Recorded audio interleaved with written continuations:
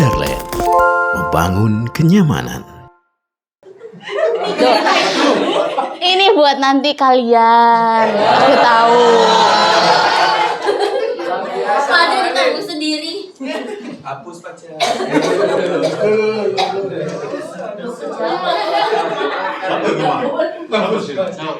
Assalamualaikum warahmatullahi wabarakatuh. Waalaikumsalam warahmatullahi wabarakatuh.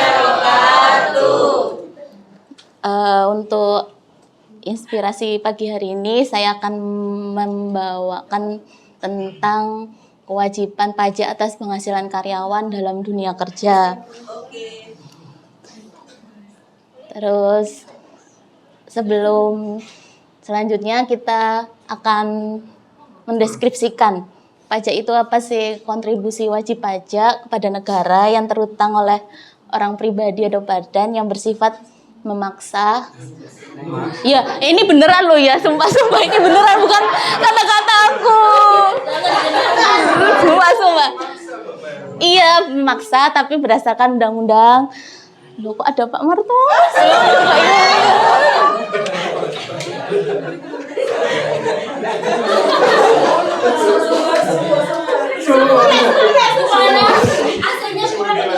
Bisa maksa berdasarkan undang-undang dengan tidak mendapat imbalan secara langsung dan digunakan untuk keperluan negara bagi sebesar-besarnya.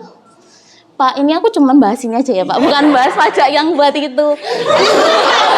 Soalnya pajak kan di sini sih.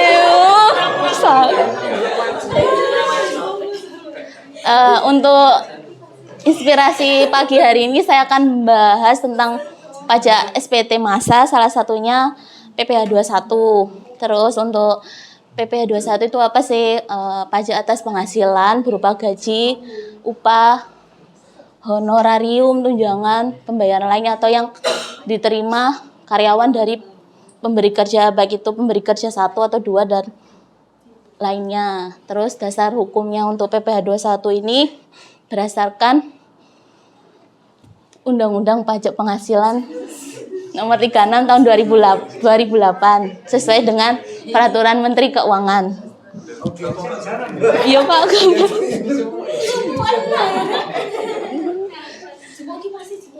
Subjek dan objek pajak PPh 21. Kalau subjeknya itu penerima penghasilan, yaitu kayak karyawan, menerima penghasilan, tenaga ahli atau karyawan yang tidak tetap, atau pekerja bebas seperti notaris dan lain-lain. Terus pemberi kerja yaitu perusahaan. Kalau objeknya itu terdiri dari gaji, tunjangan tetap seperti gaji pokok, tunjangan jabatan, tunjangan lain-lain. Nggak ada.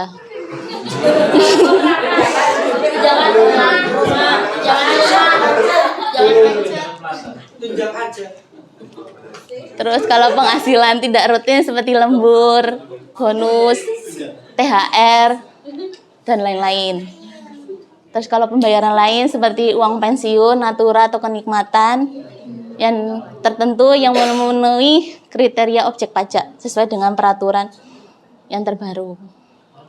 Pak, ini nggak usah Pak. Untuk tarifnya per 2024 kan udah pakai ter pajak PPh 21 ya. Sebelumnya itu perhitungannya nggak seperti ini. Lah ini bedanya antara kategori A, B dan C itu dilihat dari statusnya teman-teman di sini apa. Kalau misalnya kategori A itu bagi WP yang belum menikah. Terus sudah menikah tapi belum mempunyai tanggungan. Kalau ter B ini statusnya kayak kawin, udah menikah tapi punya anak 1, anak 2. TK itu dia tuh belum menikah tapi dia punya tanggungan seperti orang tua atau gimana. Terus kalau ter C itu khusus kawin anak 3. Nah, ini kan tarifnya. Terus selanjutnya Pak, ini saya ambil contoh ya tarifnya. Kayak misalnya di sini teman-teman itu gajinya udah include pajak atau belum pajak. Nah ini kalau ini saya contohnya ini istilahnya dia gajinya belum termasuk pajak. Jadi kayak misalnya gaji pokoknya 5 juta, terus ada tunjangan-tunjangan dan lain-lain. BPJS ini 4%-nya ditanggung perusahaan, 1%-nya karyawan. Tapi perhitungannya 4%-nya itu nanggung ke karyawan. Tapi untuk pembayarannya kita hanya dipotong 1%.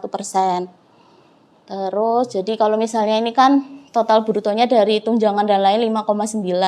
Pak sebelumnya Pak. 5,9 dia statusnya belum menikah kan. Jadi masuk ke kategori A. 5,9 berarti masuk ke sini 0,5. Jadi 0,5 dikali 5.900.000.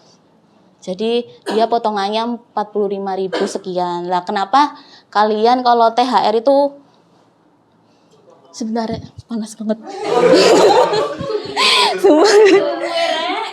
Kenapa kalian kalau THR itu kan potongannya sampai ada yang sampai 500.000, 1 juta dan lain-lain. Yaitu tinggal dikali aja gajinya kalian tuh berapa, misalnya 5 juta. Terus THR-nya dapat 5 juta, berarti kan 10 juta. Lah 10 juta Pak, sebelumnya Pak, 10 juta berarti kan kalian masuk kategori di sini 2%. Ya udah gaji plus THR kalian kenanya 2%. Makanya kalian kalau misalnya THR banyak itu ya dilihat di sini ya, jangan komen di staf pajak. Oke, siap. Selanjutnya Pak. Materinya ada kepentingan ini. Iya kan Pak. Untuk kewajiban perusahaan dalam PPh 21, yang pertama untuk pemotongan pajak, yaitu yang dilakukan karyawan untuk memotong perusahaan yang dikenakan PPh 21. Terus yang dua, penyetoran, yaitu membayar ke kas negara. Yang ketiga, memberi bukti potong. Yang keempat, pelaporan di SPT Massa. Terus hak kewajibannya, kalau haknya itu karyawan mendapat bukti potong. Lah bukti potongnya itu akan diberikan di masa Desember atau di Januari. Lah itu kalian akan laporin di bulan Maret terakhir tanggal 31.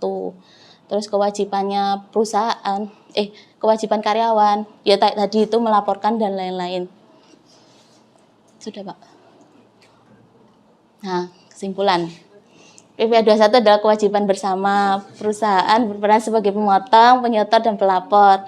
Karyawan bertanggung jawab atas pelaporan SPT tahunan pribadi. Jadi SPT-nya OP kalian tanggung jawab sendiri ya. Tapi kalau bertanya nggak apa-apa. Terus kesadaran kepatuhan pajak yang baik tidak hanya menghindari sanksi, tapi juga kontribusi langsung pada pembangunan negara dan fasilitas umum. Ya ini gak usah tak bacain, soalnya ada Pak Yan, Pak Martono.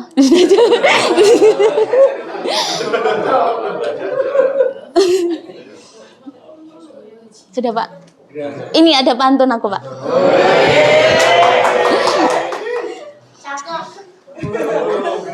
Jalan-jalan ke dataran rendah, dari Pematang, Siantar ke Medan.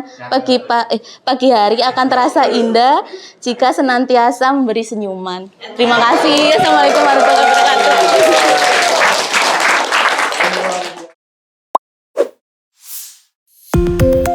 Kadarland, membangun kenyamanan.